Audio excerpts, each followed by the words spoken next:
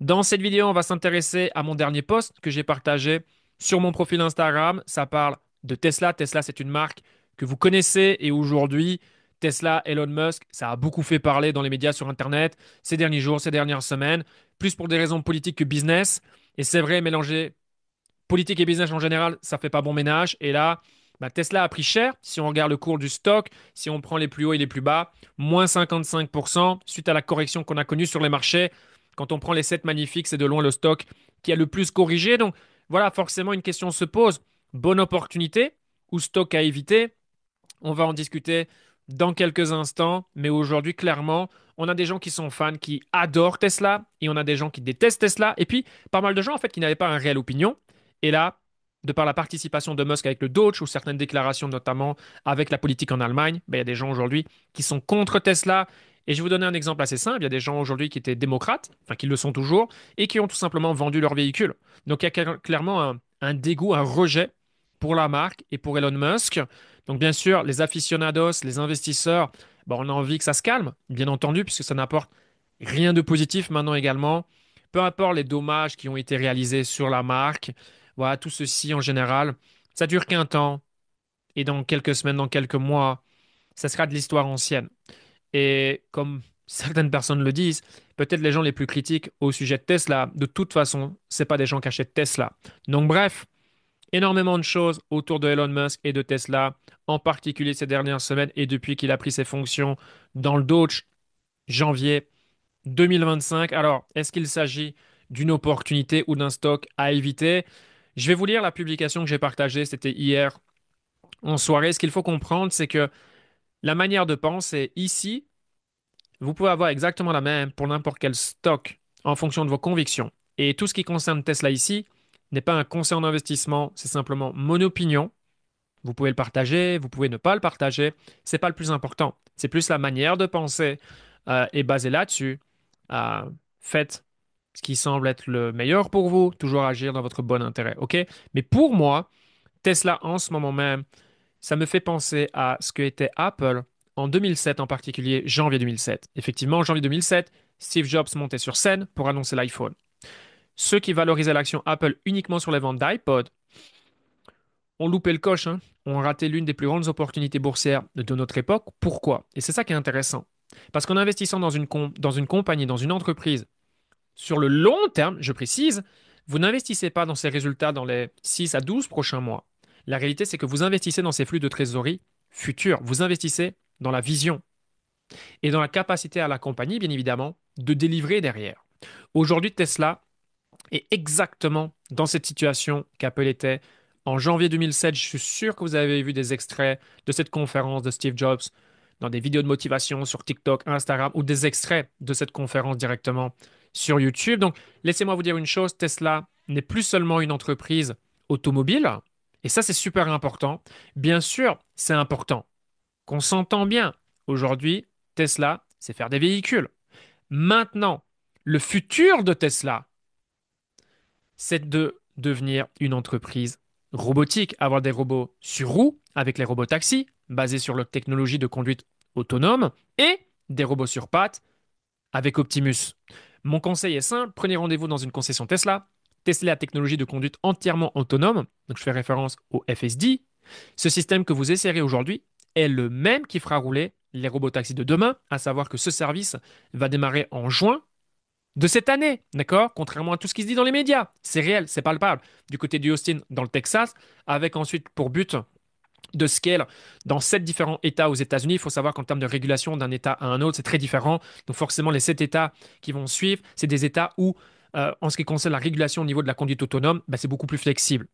L'Arizona, où j'habite notamment, fait partie de ces États. D'accord? Et petite précision, ça ne sera pas les Cybercap, le véhicule que vous voyez ici, vous avez certainement vu sur Internet. Ça va d'abord démarrer avec le modèle Y et ça va démarrer avec 10 ou 20 véhicules pour ensuite se développer, bien évidemment. D'accord? Donc, quand vous serez, pardon, sorti du véhicule, vous n'aurez qu'une seule envie, acheter des actions Tesla.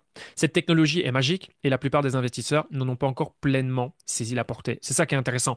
Croyez-moi, le marché n'a pas encore compris l'ampleur de ce qui va arriver dans les prochaines années. Donc, je fais référence dans un premier temps à la prochaine grosse révolution pour Tesla. C'est ce service robotaxi qui a pour but de vous permettre, de me permettre éventuellement de nous déplacer d'un point A à un point B. Pensez au business model Uber. Qu'est-ce qui fait qu'aujourd'hui Uber c'est cher? C'est tout simplement parce qu'il faut payer le chauffeur. Imaginez-vous maintenant un véhicule qui vous amène d'un point A à un point B, mais vous n'avez plus besoin de payer le chauffeur. Imaginez le coût de la course. Voilà, tout ça, bien évidemment, il faut y passer beaucoup, beaucoup, beaucoup de temps. Il faut savoir que moi, Tesla, c'est tous les jours. Tous les jours, j'ai mon nez dans Tesla. Donc, comprenez, donc, je ferai des vidéos beaucoup plus pointilleuses sur le sujet. Maintenant, encore une fois, si vous voulez des informations en temps réel, voilà, rejoignez mon groupe VIP. Et là, clairement, vous aurez accès à ce genre d'informations. On fait des lives. Si vous posez vos questions, vous aurez réponse à vos questions, etc., etc. Là, je fais que, voilà, vous donner l'idée de ma thèse d'investissement au sens large, d'accord, sans réellement rentrer dans les détails, sinon il y a beaucoup, beaucoup, beaucoup à dire, bien évidemment, d'accord, mais ça c'est la prochaine grosse révolution à venir. Et encore une fois, contrairement à ce qui se dit sur Internet, c'est ici, c'est en juin, d'accord. Euh, et Tesla est bien parti pour devenir le pionnier. Si ça marche, qu'il n'y a pas de problème, et qu'on peut ensuite aller sur cette fin d'année dans sept différents États, Tesla a les cartes en main littéralement pour dominer ce secteur et dominer les États-Unis. À confirmer, bien évidemment. Mais ça, c'est la prochaine grande révolution. Vous devez savoir que le marché automobile, déjà, c'est pas un marché sexy. C'est une industrie à 2 trillions de dollars. Bon, ok. Si Tesla, ce n'était que des véhicules, Tesla ne m'intéresserait pas. Clairement, Tesla, ça ne m'intéresserait pas. Maintenant, les robotaxis, on estime que ça pourrait devenir une industrie à 10, 15 trillions. Minimum 5 fois plus important que l'industrie automobile. Vous commencez à comprendre. En fait, vous devez penser, regardez le business model d'Uber, à quel point c'est un succès. Alors, bien évidemment, ça dépend où on habite, dans une ville ou pas. Voilà, moi, ici où j'habite dans l'Arizona, pas réellement. Mais dès que je suis en ville, par exemple, je suis à Las Vegas, je vais à New York ou je vais à Los Angeles, ben, automatiquement, je serai très content d'utiliser mon application Uber pour me déplacer d'un point A à un point B. Maintenant, imaginez, pour faire super simple, imaginez un Uber 5 fois moins cher. Est-ce que vous allez encore prendre votre véhicule, par exemple dans Paris, pour vous déplacer, ou est-ce que plutôt aucune prise de tête, même pas peur qu'une voiture vienne vous percuter, rien du tout de tout ça? Non. En plus, vous allez gagner de l'argent. Bien sûr, vous allez vous faire conduire. Et je sais, ça paraît encore fou pour certaines personnes d'avoir un véhicule qui se conduit tout seul. À savoir que le cybercap, il n'y a pas de volant, il n'y a rien du tout. Il n'y a pas y a pas de possibilité d'assistance, rien. D'accord? Vous rentrez dans le véhicule et il va vous déposer à votre destination. Ça, c'est le futur. C'est la prochaine grosse révolution pour Tesla. Ça démarre dès ce mois de juin. Et Wall Street est en train de se réveiller. On peut le voir. Ça commence à parler de plus en plus en ce qui concerne, ben voilà, ce service robotaxi et comment Tesla va être capable de délivrer et de scale. Et puis également, le plus important, parce que c'est pas tout. Le plus important, c'est pas ça. Aujourd'hui, les véhicules Tesla, c'est 90%. Mais d'ici 5 ans, on estime que les véhicules Tesla, ça représente plus que 10%. Vous comprenez? Ce switch est notamment la plus grosse révolution, c'est les robots sur pattes, c'est Optimus. Optimus, on estime d'ici 5 ans, c'est plus de 50% de la boîte. C'est ça que vous devez comprendre. Et Optimus, selon Elon Musk, on devrait voir des résultats sur le stock d'ici l'année prochaine, second trimestre. Donc forcément, il a une idée de l'évolution d'Optimus et de leur stratégie de communication, de ce qu'ils montreront au public. Et basé sur ce qu'on pourra voir, ben, ça va soit exciter les gens, soit décevoir les gens. Il faut également comprendre qu'on est sur des marchés ultra concurrentiels, surtout ce secteur qui est les robots humanoïdes. Pour moi, ça va être un des secteurs les plus importants dans les 5-10 prochaines années et au-delà, hein, qu'on s'entend bien. Mais le but, c'est de pouvoir repérer cette tendance, point numéro un. Et deux, OK, quelles sont les opportunités disponibles? Alors, au jour d'aujourd'hui, sur ce secteur, la majorité des compagnies, c'est du privé. Donc, pour l'investisseur retail comme vous et moi, bah, c'est compliqué. Et aujourd'hui, Tesla, c'est un peu le choix un peu logique. Maintenant, il faut croire en Tesla, bien évidemment. Pas se dire, oh, bah, j'ai pas trop le choix, donc j'investis sur Tesla. Bon, ça me paraît un petit peu léger comme thèse, bien que ça pourrait payer néanmoins. Mais voilà, aujourd'hui, Optimus, c'est ce qui pour moi fera la différence. C'est ce qui peut permettre à Tesla d'aller chercher ces 10 trillions de dollars de market cap et bien plus. Donc, il y a de la place pour Tenix par rapport à où on est aujourd'hui. Basé sur ceci, pas basé sur ce qu'est Tesla aujourd'hui. Si aujourd'hui Tesla c'est que des véhicules, dans 5 ans, dans 10 ans, je m'en fiche. Tenix, ça risque d'être très compliqué, voire pas impossible, mais très compliqué. Ceci dit, aujourd'hui, avec ces deux grandes révolutions, ces deux nouveaux gros secteurs, clairement, il y a de la place. Et voilà, dans les 7 magnifiques, ben, où est-ce que Tesla se situera au classement market cap dans 5 ans? Très curieux d'ici 2030 de voir. Pour moi, Tesla a les armes, les atouts pour être numéro un. Après, attention, hein, les autres ont ont de quoi faire. Les autres également, eux aussi s'intéressent à tout ce qui est robots humanoïdes, l'intelligence artificielle. C'est vraiment, voilà, les tendances du monde de demain. On va vivre avec ça, bien évidemment. Optimus, au début, bien sûr, ce sera dans les usines Tesla, puis utilisé à des fins professionnelles. Mais le futur, vous allez avoir un Optimus ou peu importe, chez vous, comme assistant. C'est là où on va en fait. Et vous devez comprendre qu'en tant qu'investisseur, le but c'est ça. C'est de repérer les tendances et d'arriver dans les premiers. Et ensuite d'avoir cette capacité, OK, parmi les entreprises, quels vont être les gagnants? Comment je peux gérer mon risque? Quel pourcentage va allouer sur tel narratif? Est-ce que je vais all-in sur une boîte? Plusieurs boîtes? Voilà, forcément, à vous de faire vos propres recherches. En ce qui me concerne, tout ce qui s'est passé ici ces dernières semaines, ça a représenté une opportunité, tout simplement pour acheter, accumuler du stock. Et encore une fois, les fluctuations du cours sur Tesla en ce moment même, je m'en fiche. Je m'en fiche. Ce qui m'importe, c'est la boîte. Qu'est-ce qu'ils font et qu'est-ce qu'ils vont faire? Et avoir confiance dans leur capacité à délivrer. Bien sûr, là-dedans, il y a le facteur X, Elon Musk. Bien sûr, Tesla a besoin d'Elon Musk. Je ne dis pas regarder Apple, Tim Cook, parce que les gens disent, ah, avec Steve Jobs, ça aurait été mieux, peut-être. Mais depuis que Tim Cook a repris la main, regardez quand il est arrivé, le cours du stock est là où il en est aujourd'hui. Il fait du bon boulot. Maintenant, c'est un peu différent ici. Je pense que, voilà, au moins pour les 5 prochaines années, basé sur ces deux grosses révolutions, on a besoin de Musk. Et puis ensuite, éventuellement, si Musk a envie de faire d'autres choses, why not?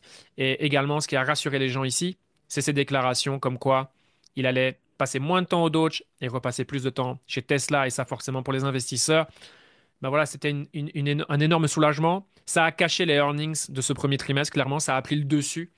Et également le fait qu'il a hypé les gens avec Optimus, les robots taxis, parce que encore une fois, c'est ça qui va littéralement tout changer pour Tesla. Il y aura un avant et un après, et ça va déjà commencer ici en juin à Houston. Bien sûr, il y aura des challenges, bien sûr, il va y avoir des rebondissements. C'est tout à fait logique. Ça, vous devez vraiment bien le comprendre. On est sur des nouvelles industries, des nouveaux secteurs. Donc, il y aura des bonnes choses, il y aura des critiques, il y aura des choses à modifier, comme dans n'importe quelle entreprise, surtout quand vous tentez de devenir le pionnier. C'est normal. Maintenant, encore une fois, je fais partie des gens qui croient en Tesla, dans leur capacité à gagner sur ces deux différents secteurs. Et Tesla n'a pas besoin d'être le numéro un dans ces deux secteurs pour être à 10 trillions de dollars. Je pense que voilà, il y a de la place pour même aller beaucoup plus haut. Et on peut aller encore plus haut dans 10 ans. Là, je parle dans 5 ans uniquement. Vous comprenez? Donc, voilà, aujourd'hui, quand on évalue une entreprise, quand on investit dessus, non pas sur le cycle en cours, mais sur les prochaines années, et regardez aujourd'hui comment Warren Buffett a créé son succès. C'est acheter des entreprises dans lesquelles il croit, dans le développement long terme. Regardez depuis combien de temps il hold ses actions Coca-Cola et les dividendes qu'il obtient à Coca-Cola chaque année. Je pense que rien qu'avec Coca-Cola, le gars, il est multimillionnaire. Et je comprends qu'aujourd'hui, Coca-Cola, quand vous avez acheté quand il a acheté, bon, vous n'avez pas forcément besoin de vendre. De plus en plus de gens boivent du Coca. De toute façon, dès qu'il y a des concurrents, Coca est tellement gros, Coca les rachète. Vous voyez, donc après, est-ce que Coca est intéressant pour nous maintenant? Bon, pas pour moi. Mais vous voyez un petit peu l'idée. Donc voilà, bien évidemment qu'ici, Tesla ne m'intéresse pas sur le cycle en cours. Bien sûr, quand le stock il monte, ok, cool. Quand le stock descend, bah voilà, à moi de considérer, est-ce que je peux éventuellement en acheter davantage? Est-ce qu'il y a plus de risques maintenant que dans 3 ans? Bien sûr que oui. Maintenant, dans 3 ans, fort probable que le cours du stock soit plus haut qu'aujourd'hui, mais il y aura moins de risques. Vous comprenez? Donc ça aussi, c'est un aspect important à comprendre. C'est pas faire une fixation sur le prix. Euh, il y en a certains qui sont dans les starting blocks, je suis sûr, qui n'investissent pas maintenant dans Tesla. Ils vont attendre de voir que Tesla délivre. Et de là, ils vont se dire, OK. Et les gens vont commencer à bulle leur position. Chacun sa stratégie maintenant, voilà. Tout ce tabac médiatique, voilà, tout ça, ce n'est que éphémère, bien évidemment. Et je pense que Tesla, le Doge, j'en parlais énormément dans le VIP, comme quoi, voilà, ça va pas durer. Il va mettre les choses en place, puis il va passer moins de temps. Et puis je pense qu'à un moment donné, il y sera plus.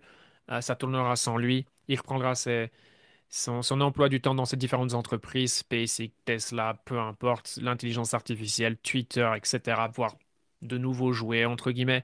On sait qu'aujourd'hui, Elon Musk, c'est quelqu'un qui peut développer plusieurs compagnies en même temps et les faire valoir plusieurs milliards de dollars. Donc voilà, hâte de voir le futur pour Tesla. Je suis convaincu qu'il est plus que brillant.